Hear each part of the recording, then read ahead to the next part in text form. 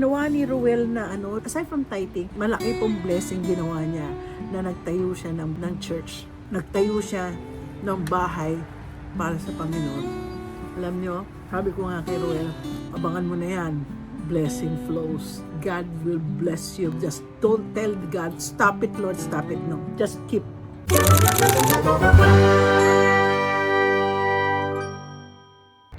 Magandang umaga ho sa inyo. It's Saturday. It's hindi masyadong maganda ang Saturday namin dahil uulan mamayang 1 o'clock. Bakit ko alam? Kasi sinabi ng Weather Bureau ngayong umaga. Samantalahin ho namin na kami po ay mag do anything you wanna do. Pero alam mo, blessing na sa akin ang ulan mamaya kasi hindi darating si Lucci. Tapos, yung mga pwera lang dito sa halaman ko sa harap. Dito banda. Hindi naman siguro kasi hindi naman mainit na mainit. Tsaka yung mga iba, succulent. Only once a week ko lang, sabi ko kay Lucci, huwag basahin to. Once a week lang babasahin yung mga succulent ko. Tapos, may mga bago naman ako. Siguro magtatanim ako ngayon. Tsaka ipagdadrive ko yung asawa ko mamaya. So anyway, let's have breakfast. Samahan nyo na ako, nagiging na natin ngayon, kumakain ako. Breakfast pag Saturday, sama na rin natin Sunday minsan, pero hindi pwede kasi may church, dinner lagi, or lunch, so ipapakita ko sa inyo ang lunch ko. American lunch po ito. Maliban sa aking, So, I have, tingnan niyo. I have corned beef. Supposedly, hindi na po kasi ako kumakain ng processed food, yung nasa canned. So, kaya lang, talagang nagtakam po ako. Ay, sabi ko, gusto ko ng corned beef. Wala akong nabilhan na, ang corned beef dito sa Amerika, may cured na. Yung na ilalagay sa naka-cure. So, ang gagawin mo, iluluto nyo pa ho yun. Ng slow cooking, minsan ni slow cook ko for 8 hours para malambot yung brisket. Pwede kong gawin ang sariling kong corned beef kasi ang daddy ko gumagawa nung araw. So, ito, fried rice. Fried rice ko, ito ng Las Haligi. Las Haligi na bigay sa akin ni Dr. Ortega. Sasabihin ko kay Dr. Ortega kung nasa Pilipinas siya ngayon huwag mo kalimutan ang aking aligi. At of course, fried. Ang tawag nito? Fried eggs. So, samahan niyo po ako, mag-usap-usap tayo, kwento-kwentuhan tayo. Marami po tayong pagkikwentuhan habang ako po ay nagbe-breakfast. Bakit parang naiinitan? But before that, let's pray. Dear Lord, we just want to thank you for a very beautiful week that you have given us. Thank you, Lord, for the blessings that you have poured upon us, Lord. And thank you, oh God, for being the Father that we always long for. The Father that cares, the Father who understands, the Father that loves, Lord. Lord, right now, as I'm about to share some testimony or some thoughts for my subscriber, Lord, I pray also that you bless all the subscribers that who will be watching this vlog, Lord. And Lord, whatever the pain that they have right now, heal them, Lord. Whatever circumstances that they had right now, I pray, Lord God, that it will be solved. It will be answered in Jesus' name. And Lord, right now, as I'm about to take my breakfast, please bless this food that I'm about to partake, oh God, and make this food be a nourishment in my physical body, Lord. In Jesus' name I pray. Amen. Amen na po tayo. Talagang, tas kape po tayo. Kape. Sorry guys, Starbucks pa rin. Pero, nilagay ko po dito sa aking, matagal na po. Actually, cup po ni Lance to. Ito yung nakalagay Benchmade. I don't know if you can see the Benchmade. Benchmade, i-share ko to sa inyo itong taon to. Yung Benchmade nito, siya po ay very popular. I don't know, to those who are yung mga asawa ay puti, mahilig bumili ng mga Benchmade. Benchmade is a knife, okay? Ang itsura ng teka, punta tayo sa website nila. Maikikwento po ako tungkol sa taong to. Yung gumawa ng Benchmade. Para siya kasing butterfly. Ay, naku, nagbibigay sila ng win. Uy, sabihan ko sa asawa ko, punta kami sa nagtitinda po sila ng knife.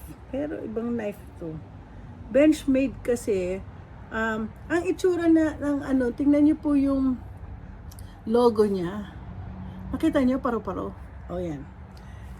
Noong ako ay tingnan natin, Benchmade knife. Ilalagay ko na lang. Alam mo, natutuwa naman ako ngayon sa mga history. Pati logo history nila, nakakatuwa. Okay.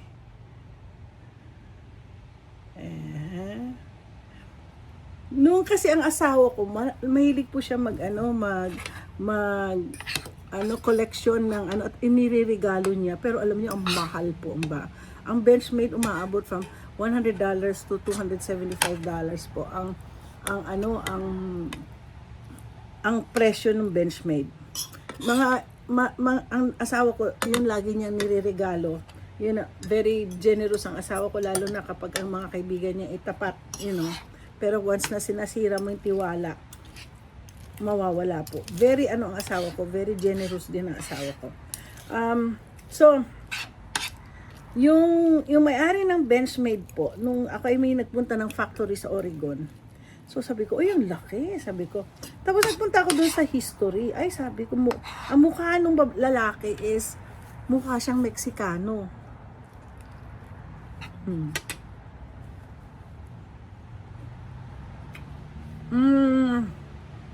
Ano nangyayari dito? Hindi na pinakita,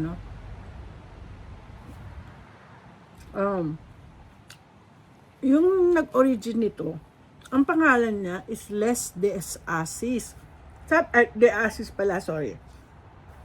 So, akala ko, Les de Asis, Mexican. Di ba Mexican? At saka Pilipino, parang pareho ang mga apelyido, no? So, ang pangalan niya Les. So, 1979, used his machining background to build durable, precious balisong in a small California shop. So, alam niyo po, na binasa ko yung history niya nung nakita kong balisong. Sabi ko, oh my gosh, ang balisong, Filipino po yung Filipino yung balisong. Balisong is Filipino.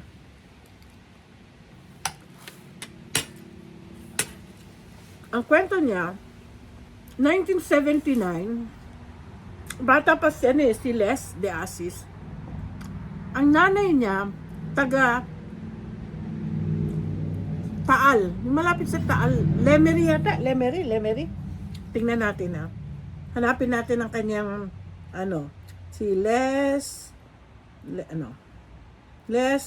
de Asis. Nakakatuwa. Natutuwa ako. Very proud ako sa kanya. So, naggamit niya po yun. So, okay. Les de Asis, 1951. Namatay na pala siya noong 2020. Was an American entrepreneur, machinist, the visionary founder of Benchmade Knife Company. Born to a Portuguese mali pa lang nabasa ko, hindi pala father. Father pa lang nagturo sa kanya. Portuguese mother and a Filipino father, his ancestral connection inspired him to revolutionize the traditional Filipino butterfly knife balisong in a world-class American manufactured product. O, diba? Nakakatuwa. So, sabi niya, early life ni Les de Asis is, he grew up in Los Angeles, was gifted and traditional balisong by his uncle. Okay? The problem in the late 1970s, butterfly knives available in the US were mostly cheap, loose tolerance imports. So, sabi. So, alam niyo po, i-short ko na, nabasa ko din kasi ang kanyang isa po siya Sa garahe lang, ang sabi nga, hindi naman Los Angeles, Oakland ang alam ko So anyway, basta nasa taga California siya na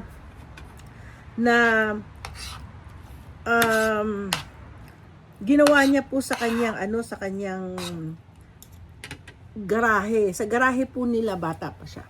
So nung pumunta siya sa pawn shop at binenta niya yung kanyang ginawang balisong, siguro mga 200 yata yon. Tapos, hindi ko alam, iilan-ilan muna. Tapos nung sinabi nung mayari, can you make me 200? Hindi ko nga siyang 200. Tapos tawag sila, can you make more? Hanggang sa, lumipat na po siya sa Portland, Oregon. Where I saw his factory, ang laki, tapos nandun ang picture niya, malaki, mukha kasi siyang Mexicano may pagka-chinito, ganun. So, yun, binasa ko, tapos nung dun na, naging milyonaryo, naging bilyonaryo po siya. Kaya sabi ko, ang mga Pilipino talaga, kahit kailan, talagang, creative, meron silang kaya nga po sinasabi ko, na, anong nangaho ngayon? Kasi tingnan nyo, kilala ang balisong dito sa Amerika. Sabi ko, maraming akong ganung klaseng So, galing po yan sa ginawa talaga ni do may mga taong gumagawa, pero cheap lang, pero sa kanya talaga ang ganda. So, I'm so proud, very proud. Alam, maraming Filipino pong ganyan dito.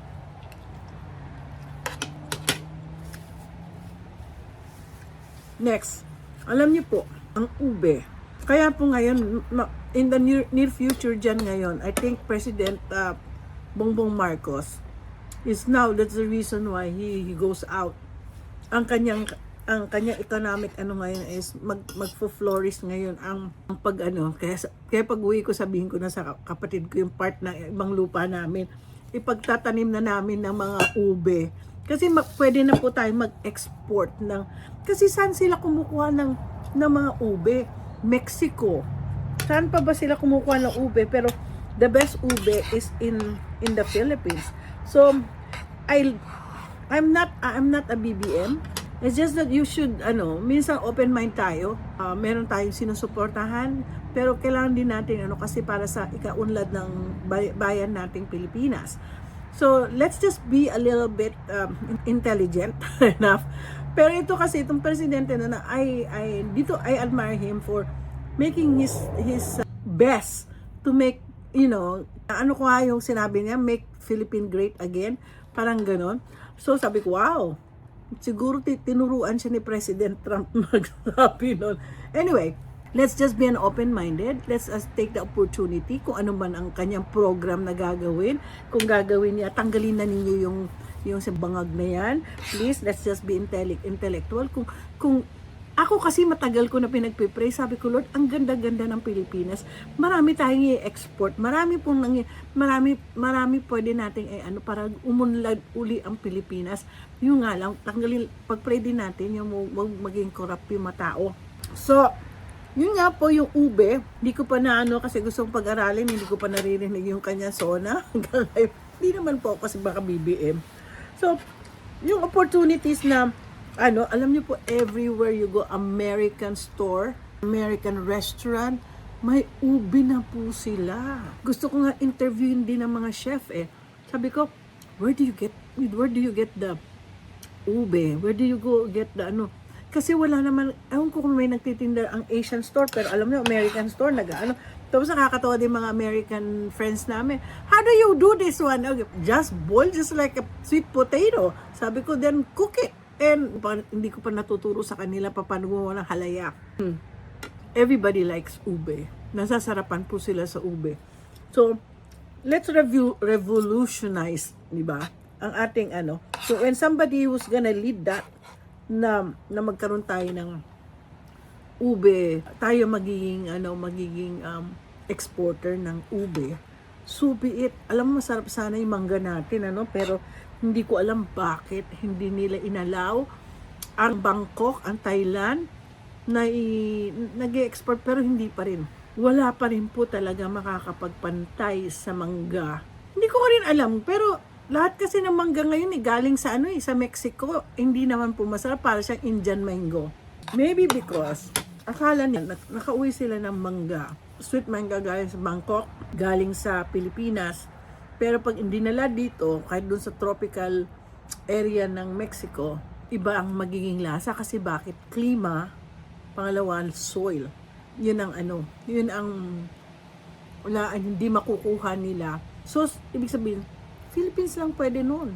So, ibig sabihin nun, rin natin, i-push natin, pati mangga natin, makarating dito sa sa Pilipinas. Kasi dito po, very strict po sila. Kahit dito sa amin sa Washington, dito po sa Washington State, hindi rin po kayo pwede maglabas ng mga prutas yata. I don't know, may restriction din po sila dito. Pero hindi rin naman ako, dire-diretso naman po kami. Pero sabi lang, may restriction din dito sa kasi ito po kasi ang aking state is an agricultural gaya na sinabi ko, ang Washington State is hati sa dalawa. Isa sa dry, isang wet. Ang wet, nandito kami sa western side. Yung eastern side, yun ang dry. Sabihin nung dry, nandyan po yung mga agriculture. Pag yan dito, sa amin hindi nag-i-snow. Muulan lang sa amin. Pero doon na nag-i-snow, tapos doon naman pag nagkaroon ng nandoon yung harvest, lahat ngayong August nga, harvest time na po ng ng mga wheat, gold. Gusto ko nga sasabihan ko nga si Myla, minsan punta tayo ng gusto ko lang i-vlog at may pakita sa inyo kung ano sinasabi kong gold na hills.